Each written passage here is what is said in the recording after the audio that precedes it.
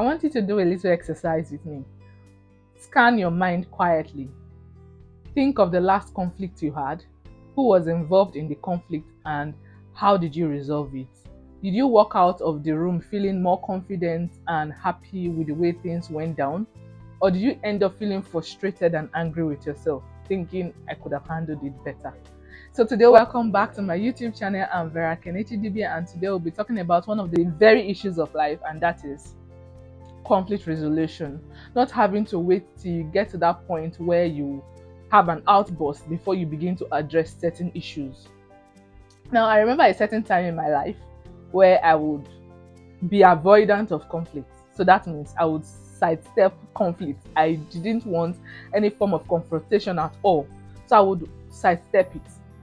But I realized that as I lived with such persons in my environment, I felt unhappy, I felt sad about certain things that they were doing, and I was seemingly swallowing it or keeping it in, taking it in a bit of letting peace reign. But in as much as there was peace in my environment, internally I was in turmoil, and you know what that means. I was like a volcano waiting to erupt. And the day I erupted, I lost such a relationship. And I didn't like that. So I had to come up with a way that I would talk about issues that are bothering our relationships and find a way to resolve it. And we know if the relationships can continue, or if we need to stay away, or if we need to be friends from afar or from a distance. So today we are going to be talking about how you can handle such things and how you can come out of it feeling more confident that you have done all that you can to better your relationships. The first thing we are going to talk about is, how do you feel with conflict resolution? Are you afraid of it? Would you rather not discuss issues that are popping up in your relationships here and there? What do you intend to benefit from having such difficult conversations with yourself and with others? Now tell me, for instance, you are in a situation where in a friendship, you feel like you have been cheated out of it. So here's a real life example. I had a friend and we had a living condition where we all contribute things to keep the house going. But after some time, I felt like my friend was not doing her own part, and I had continued to play double role for peace to reign. I did that for quite some time, hoping to sustain the peace of the relationship. And I noticed that after a while, I became cold towards my friend.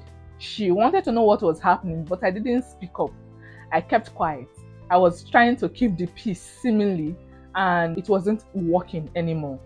So it got to a point I had to confide in one of my senior colleagues, and she said, call her and tell her exactly how you feel about the things happening and how she has not been meeting up to her own aspect of the responsibility.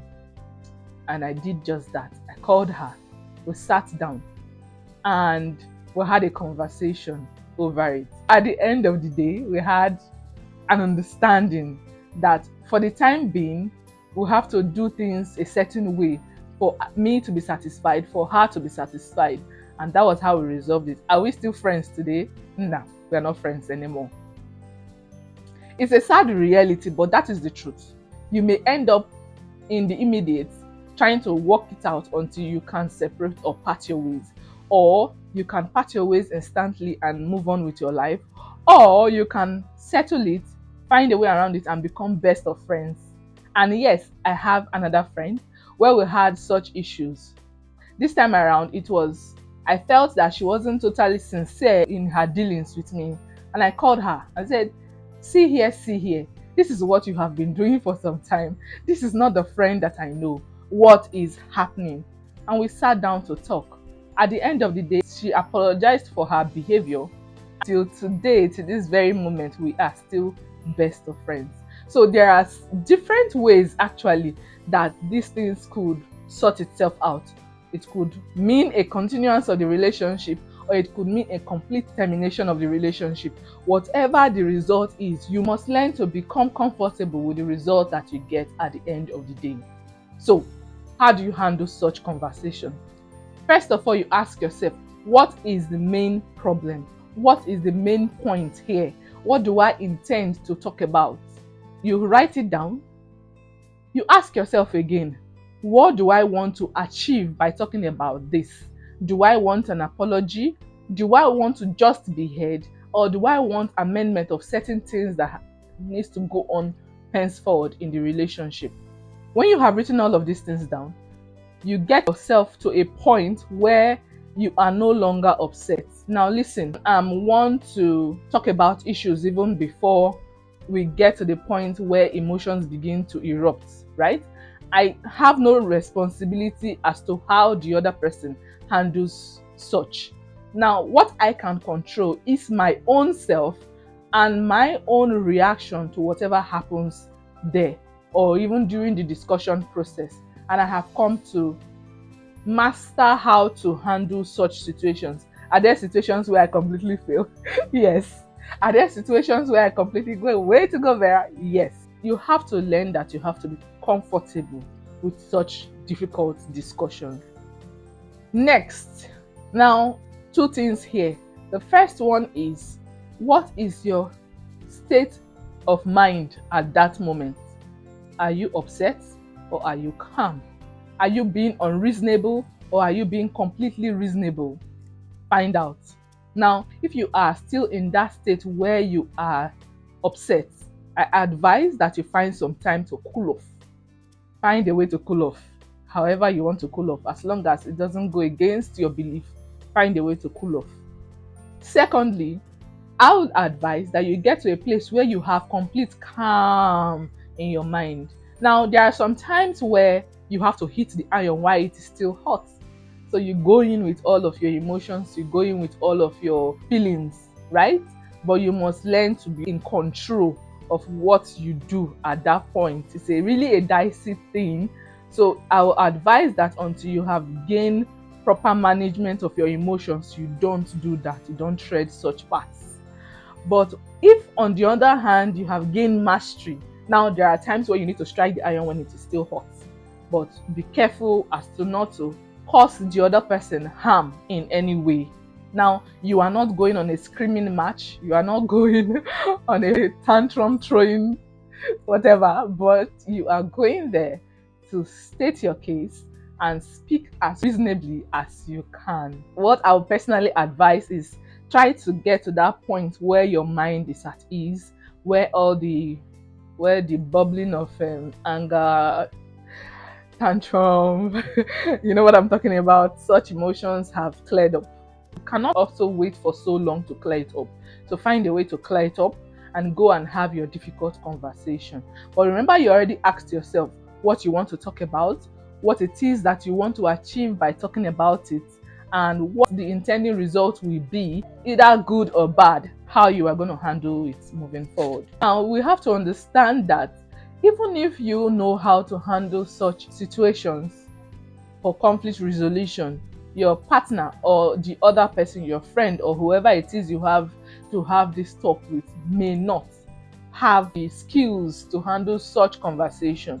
I want you to come from such a perspective. Remember, the intention is to correct something and not to cause harm. Harm I'm talking about right now is not just physical harm. We can be talking about mental harm. We can be talking about emotional harm and stuff like that. Remember that you owe it to them to tell them the truth as it is. It only takes a true friend to be able to correct another friend. You must learn to be able to accept correction because, hey, they're going to tell you some pretty stiff stuff. You have to be ready to chew and digest, right? You have to be ready to handle all the emotions that will come rolling in that instance. You go in with words like, I don't like how you handle this. Or you say stuff like, I am not satisfied with how this is going. Your reaction to such an event is not up to standard or less than I had expected from you. You don't come accusatory. Now, it takes two to tango, right? Both of you are in the situation together and you may have some role to play and you may not have some role to play in what has happened. But you remember, the point of the conversation, the point of resolving the conflict is to hear from the other party why it is like this or why the person is acting in a particular way. Remember, you want answers. or you want to be heard, or you want an apology.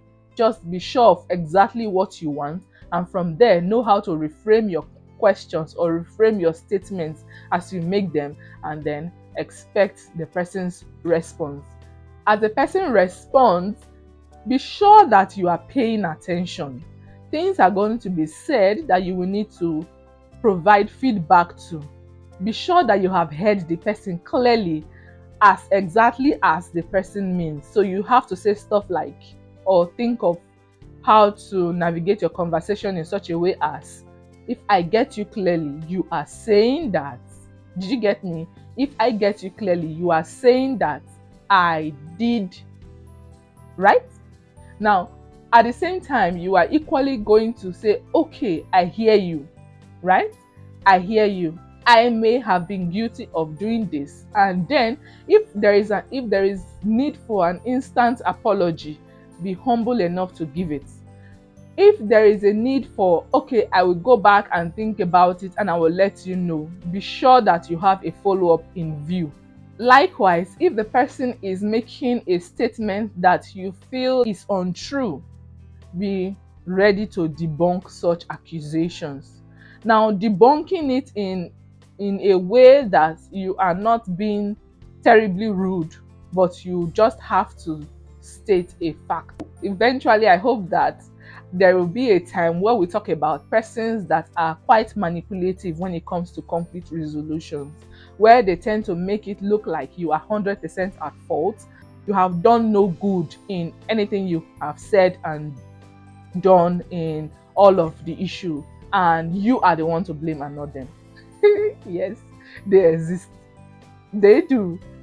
You must be ready to know things like that exist, and you must be ready to know how to handle and navigate from such perspective.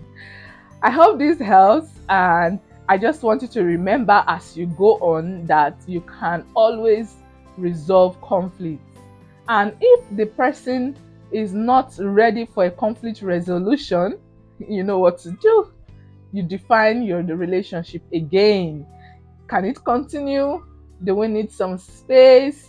Do we need to mean out of my life, or I'm out of your life? Think of all of that and make your decision. It's my prayer that you are guided as you do all of this, not from your own selfish reason, but from the point of knowing that life is such a beautiful gift and you owe it to yourself and to God to live it to the fullest. Thank you guys for listening. I hope this helps somebody out there. And if it does, please let me know exactly how it has helped you. Be sure to like, comment, and subscribe to the YouTube channel. Thank you all. Have a lovely day. Bye.